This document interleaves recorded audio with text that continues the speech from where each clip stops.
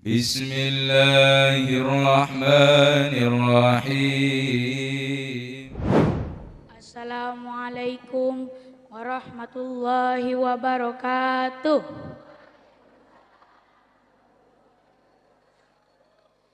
Alhamdulillahirabbil alamin wa bihi nasta'inu ala umuri dunya waddin wassalatu wassalamu ala asrofil anbiya'i wal mursalin sayyidina Muhammadin wa ala alihi wa sahbihi ajma'in, amma ba'du. Yang saya muliakan segenap para pengasuh Pondok Pesantren Zainul Hasan Genggong, wabil khusus Romo Kiai Haji Mutawakkil Allah, dan segenap para wali santri yang berkenan hadir di antara kita semua.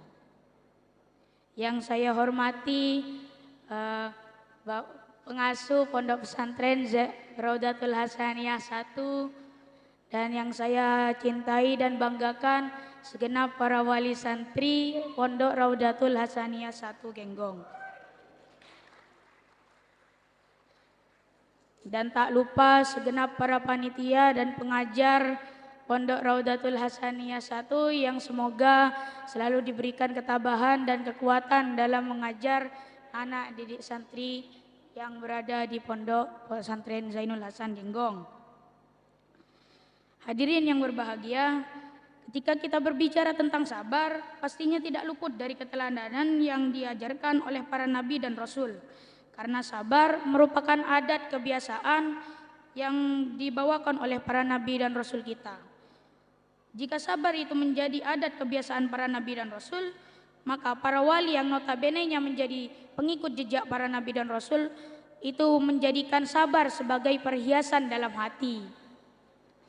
Menurut Imam Al-Ghazali sendiri, kata sabar dan berbagai kata turunannya telah disebutkan dalam Al-Quran lebih dari 74 kali di dalam Al-Quran, yang dimana diantaranya adalah firman Allah Ta'ala dalam surat An-Nahl ayat 96 yang berbunyi walanajziyannalladzina sabaru ajrahum bi ahsani ma kanu ya'malun, yang artinya, dan kami pasti akan memberikan balasan kepada orang-orang yang sabar dengan pahala yang lebih baik dari apa yang telah mereka kerjakan.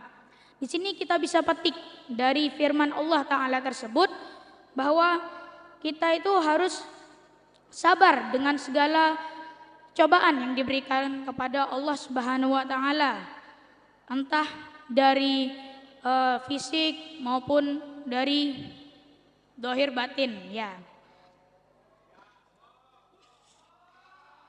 Hadirin rahimakumullah, seseorang yang memiliki sifat sabar itu bukan berarti ia itu lemah dalam berucap, bukan berarti dia itu pengecut, bukan berarti pula ia itu putus asa. Karena sabar pada hakikatnya itu menahan diri untuk meninggalkan sesuatu yang disukai dan memaksa atau menanggung mengerjakan yang tidak disukai, sebagaimana yang kita rasakan sendiri di dalam hati kita, bahwa sesuatu yang kita sukai atau senangi itu selalu merujuk pada hal yang negatif dan tidak dianjurkan oleh Kanjeng Nabi Muhammad sallallahu alaihi wasallam. Sabar yang merupakan kewajiban hati ini dibagi menjadi 3 macam. Yang pertama, sabar dalam menjalankan ketaatan yang diperintahkan oleh Allah Subhanahu wa Ta'ala. Misalkan pada pagi hari yang suhu udaranya sangat dingin, kita itu dipaksa untuk bersabar dalam menjalankan ibadah yang Allah Subhanahu wa Ta'ala perintahkan, yaitu sholat subuh. Coba bayangkan para hadirin, ketika kita ambil wudhu pada saat pagi itu, yang dimana pada pagi itu airnya begitu menggigil, apalagi yang di pedesaan maupun di gunung, itu tidak kebayang betapa dinginnya, itu tidak kebayang. Yang kedua, itu kita juga dituntut untuk meninggalkan sesuatu yang disenangi oleh nafsu kita. Salah satunya yaitu berupa tidur. Kita harus bersabar dalam menahan rasa kantuknya. Kedua, sabar dalam menahan diri untuk tidak melakukan segala yang Allah haramkan. kita itu dianjurkan untuk melakukan 1000 kesunahan, karena meninggalkan kemaksiatan hukumnya wajib, sedangkan melakukan kesunahan hukumnya sunnah dan mendapatkan pahala ketika kita lakukan. Yang ketiga, di sini sabar dalam menghadapi musibah yang menimpa kita. Di sini saya memiliki satu cerita yang dimana ada seseorang yang soleh yang ditimpakan musibah oleh Allah kepadanya. Yang dimana cerita tersebut menceritakan tentang orang soleh yang mengidap penyakit yang menggerogoti tubuhnya sehingga semua kulitnya lepas, berjatuhan dan berguguran. Sehingga ia tidak bisa melakukan apapun kepada kulitnya karena tangan dan kakinya pun ikut terpotong sebab dari penyakit tersebut. Lantaran dengan kondisinya beliau tersebut, orang soleh tersebut tidak ada yang ingin merawatnya sehingga ia dibuang di jalanan, di pinggir jalan. Dia seperti orang seperti sampah yang tidak dianggap kehadirannya.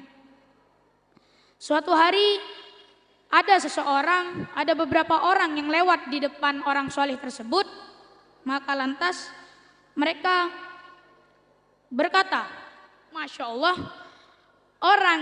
orang soleh tersebut sangat sabar dalam menghadapi musibah yang Allah timpakan kepadanya. Nah, di sini orang soleh tersebut mengatakan, Alhamdulillahirabbil alamin, ya Allah, terima kasih telah membuat diriku itu sabar dalam sabar hati, terus hati itu selalu berzikir dan kuat menahan musibah yang kau timpakan kepadaku. Nah, di sini beberapa orang tersebut berkata ketika mendengar orang soleh tersebut berkata tersebut, Masya Allah, subhanallah, orang soleh tersebut sudah tahu sabar, masih tahu bersyukur. Nah, dari cerita ini bisa kita petik satu pelajaran, yang dimana kita itu harus sabar dalam menjalankan semua musibah atau semua kewajiban yang Allah dan Rasulnya terapkan pada agama Islam kita ini. Jadi kita tuh harus juga bersyukur atas anggota kita yang masih lengkap, tubuh kita yang masih sehat. Kita harus bersyukur terhadap itu. Karena di sini juga ada hadis yang menyangkut paut dari cerita tersebut tadi, yang dimana hadis itu berbunyi, Mayyuridillahu bihi khairan yusib minhu. Maka maknanya, barang siapa yang Allah kehendaki kebaikan pada dirinya, maka Allah akan menimpakan musibah kepadanya.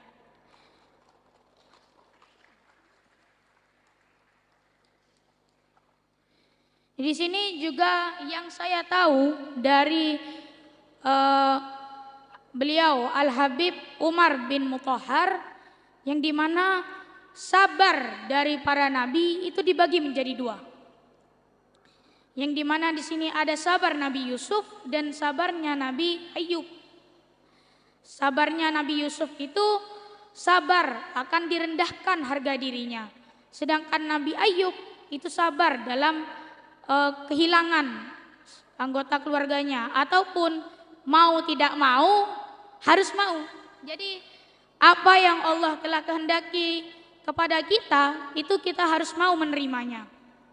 Yang dimana Rasulullah telah mengalami semua cobaan dari kedua nabi tersebut.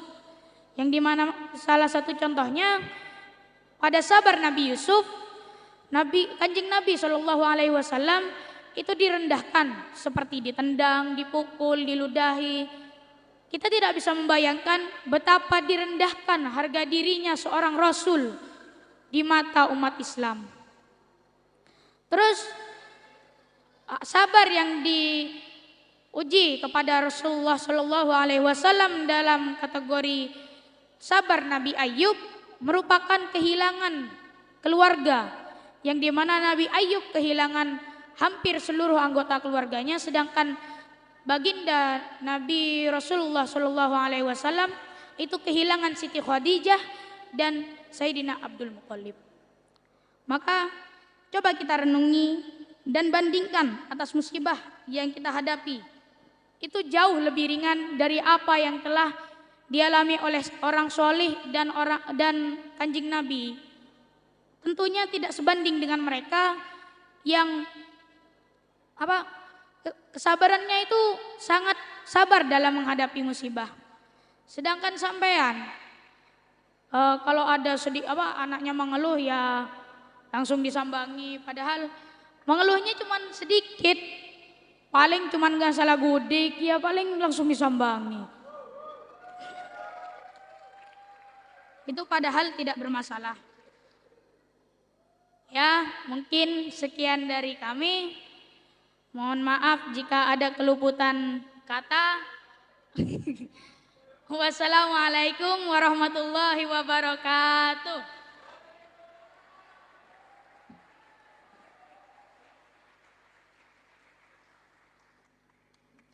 Terima kasih.